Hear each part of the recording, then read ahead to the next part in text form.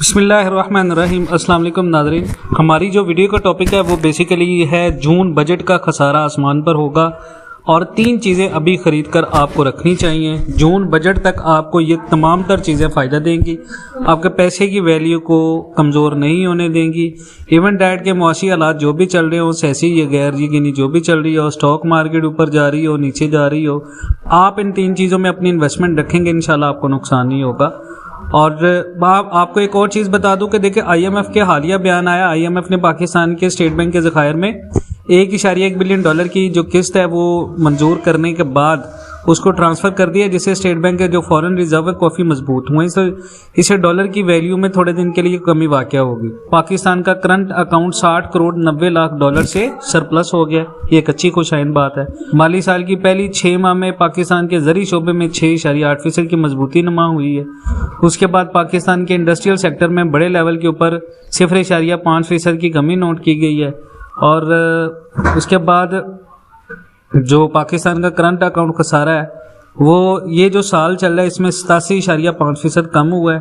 पाकिस्तान की बरामदात में मुसलसल इजाफा हो रहा है और मुल्क की ज़री पैदावार बेहतर हुई हैं और मुआशी सरगर्मियाँ पाकिस्तान की बेहतर हो रही हैं। उसके बाद स्टेट बैंक कर्जे की मकबूल रकम बशमूल $1 अरब यूरो बॉन्ड्स वापसी के काबिल हुआ है और स्टेट बैंक के ज़र मुबादला का सायर अभी $8 अरब के लगभग बरकरार है। लेकिन एक और चीज़ आपने देखी होगी, साबिक गवर्नर स्टेट बैंक रजा बाकिर साहब का एक बयान आया था जिसमें उन्होंने कहा जी सियासी मामलात के हल के बगैर मौसी हालात ठीक नहीं हो सकते पाकिस्तान के। उन्होंने जी कहा जी हमारा खसारा क्या है, इसकी वजह क्या है, 2007 से हमारा कर्जा बढ़ता गया, बजट खसारे की जिम्मेदार सियासी जमातें और हुकूमतें हैं। उन्होंने कहा जी कर्जा इसलिए लिया कि अखराजात आमदन के बराबर नहीं। खसारे की वजह यह भी है कि हेल्थ इंडिकेटर खतरनाक हद तक पहुँच चुके हैं, क्योंकि पाकिस्तान में 1000 बच्चों में से 62 पैदा होते ही मर जाते हैं और पाकिस्तान में हेपेटाइटिस 7% और बांग्लादेश में 0% है। 17 साल से कर्जा बढ़ रहा है, तो इसमें हुकूमत का मसला है खसारे को कम करना किसी एक जमात के बस की बात नहीं है। SIFC बाहर से सरमायाकारी लाने के साथ तालीम पर तवज्जो दे, खसारा कम करने की हिकमत अमली पर भी तवज्जो देने की ज़रूरत है। ये बात बिल्कुल ठीक है कि पाकिस्तान के अंदर खसारा जो है वो बजट का जो बढ़ने जा रहा है, इसकी मेन वजह यह है कि पाकिस्तान की जो स्पेशल इन्वेस्टमेंट फैसिलिटेशन काउंसिल बनाई गई है, बड़े लेवल के जो इन्वेस्टर्स हैं उनको बुलाया जा रहा है पाकिस्तान में, सऊदीया से कतर से प्राइवेटाइजेशन की जा रही है इदारों की। लेकिन जो मकामी हमारे सरमायाकार हैं उनको वो प्रोटोकॉल नहीं दिया जा रहा। जो मकामी सरमायाकार हैं उनको हम तंग कर रहे हैं, उनके लिए NOCs इस तरह की बहुत सारी चीज़ें कर रहे हैं, उनको कारोबार करने नहीं दे रहे और यही वजह पाकिस्तान के जवाल की। अब हम आते हैं वीडियो के टॉपिक की तरफ। यह पाकिस्तान के मुआशी हालात को डिस्कस किया है, वीडियो लंबी नहीं की, आपको समझाने का मकसद था कि ये सारा सिनेरियो चल रहा है मुआशी हालात का। अब 3 चीज़ों में आपने पैसा रखना है पाकिस्तान के अंदर अगले जून बजट तक। स्टॉक मार्केट के अंदर अपना पैसा रखें। पाकिस्तान के अंदर स्टॉक मार्केट जून बजट तक इसी तरह रहेगी। जून बजट के बाद ये स्टॉक मार्केट क्रैश कर जाएगी।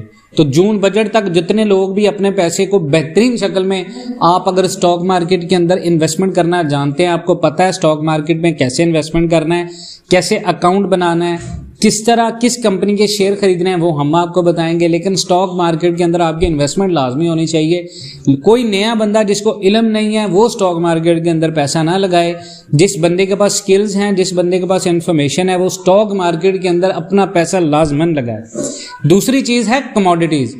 चाहे आप गोल्ड में पैसा रख लें, चाहे आप पैसा सिल्वर में रख लें, चाहे आप अपना पैसा स्टील में रख लें, ये 3 चीज़ें, इन 3 चीज़ों के अंदर आपकी इन्वेस्टमेंट जून बजट तक होनी चाहिए। आपके पोर्टफोलियो का करीबन 40%, यानी पोर्टफोलियो होता है आपकी टोटल सरमायाकारी का 40% आपके गोल्ड या कमोडिटीज़ में होना चाहिए। जून बजट तक आपके मुल्क में ये चीज़ें महंगी होंगी। नंबर 3 पे जो चीज़ है वो है रेंटल बेस प्रॉपर्टी।